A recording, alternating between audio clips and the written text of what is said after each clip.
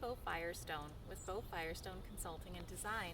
And today I'm going to show you how I do a hard winter prune on a rose bush.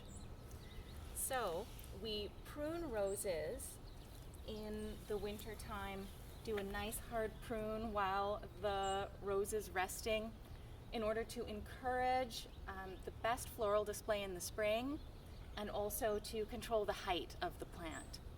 And here in Northern California, we generally prune in January through mid-February. So here, I'm showing you a couple of the basic supplies. I have my rose pruning gloves that go all the way up to protect my forearms. You want nice thick leather ones, and the thorns will even make it through the leather a lot of the time. You'll need a nice bypass pruner. I like these ARS ones. They're made in Japan, and even though they're small, they are mighty. And I like silky saws, which you can get whatever hand saw you want. A lot of people don't even use hand saws for pruning roses.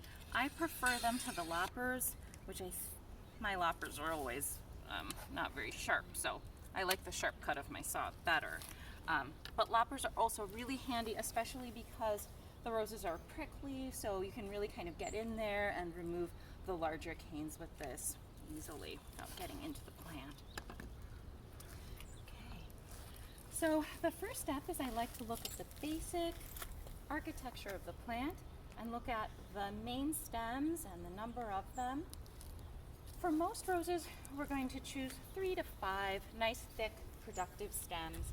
And the ones we're going to remove would be any old, dead ones, any sort of small suckers. Sometimes you get basil suckers that are coming up, or anything that's crossing into or through the inside of the plant.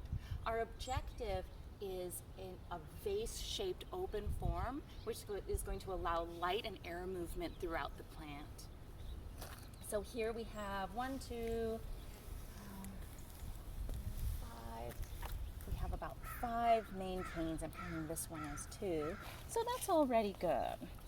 We pruned these roses last year, so they're decent. Okay. So I already kind of like it. This one in the middle, this one here I think would go just because it's right in the middle. It's not really a main cane, but I'll just kind of take it up to show you what I mean.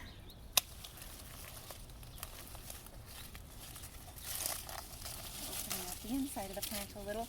These two are crossing, so as we're pruning, we're going to keep that in mind, and one of those is going to have to go.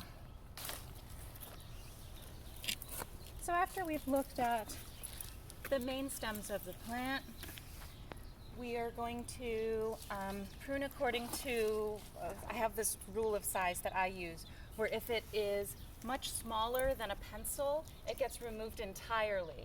So that's where it's coming out, like this one for instance, where it's coming out of its parent stem, smaller than a pencil, we're going to remove it. Smaller than a pencil, remove it. And anything that's the size of or larger than a pencil can stay and would get pruned back to an outward facing bud.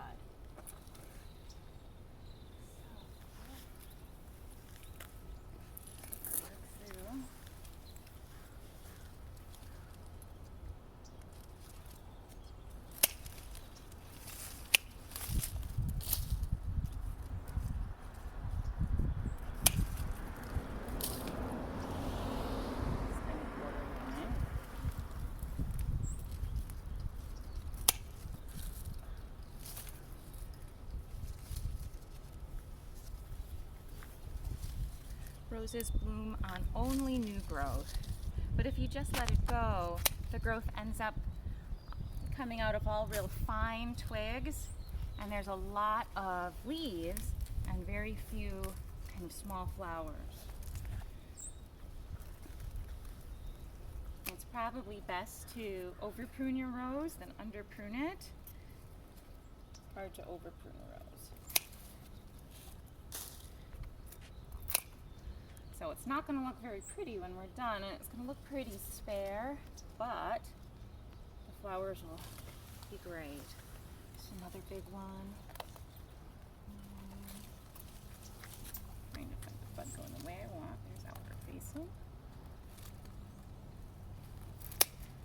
I'm making my cuts at a 45-degree angle, just above where that bud is.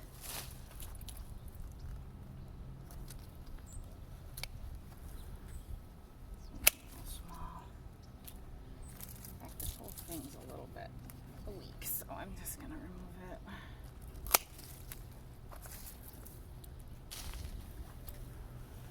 Borderline and just leave it for now.